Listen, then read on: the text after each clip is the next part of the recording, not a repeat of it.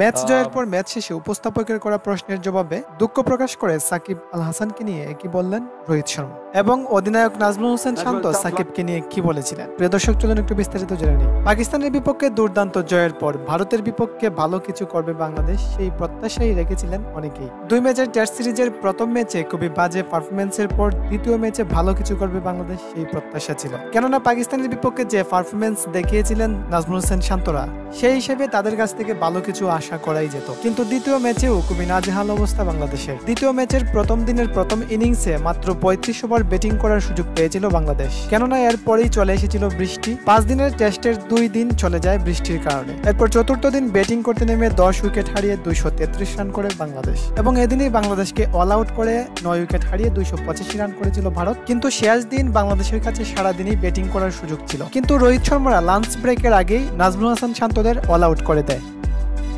লাঞ্চের পর ব্যাটিং করতে নেমে মাত্র 17 ওভার 2 বল ব্যাটিং করে 3 উইকেট হারিয়ে 7 উইকেটে জিতে যায় ভারত। 2 ম্যাচে দুর্দান্ত পারফরমেন্স দেখিয়ে প্লেয়ার অব দ্য সিরিজ হয়েছেন রবি অশ্বিন এবং প্লেয়ার অব দ্য ম্যাচ হয়েছেন জয়সওয়াল। এদিকে ম্যাচ জয়ের পর ম্যাচ শেষে উপস্থাপকের প্রশ্নের জবাবে সাকিব আল হাসানকে নিয়ে দুঃখ প্রকাশ করে রোহিত শর্মা বলেছিলেন, সাকিবের মতো এমন অলরাউন্ডার ক্রিকেটার বাংলাদেশে আর কোনোদিন হবে কিনা তা বলা যায় না। টেস্ট ক্রিকেট থেকে সাকিবের অবসরের খবরটা শুনে অনেকটা দুঃখ পেয়েছিলাম। এমন একজন কিংবদন্তি ক্রিকেটারকে বাংলাদেশের উচিত ভালোভাবে বিদায়টা উপহার দেয়। এদিকে নাজমুল হাসান শান্ত ম্যাচ শেষে উপস্থাপকের প্রশ্নের জবাব দিতে গিয়ে সাকিব আল হাসানকে নিয়ে দুঃখ প্রকাশ করেছিলেন।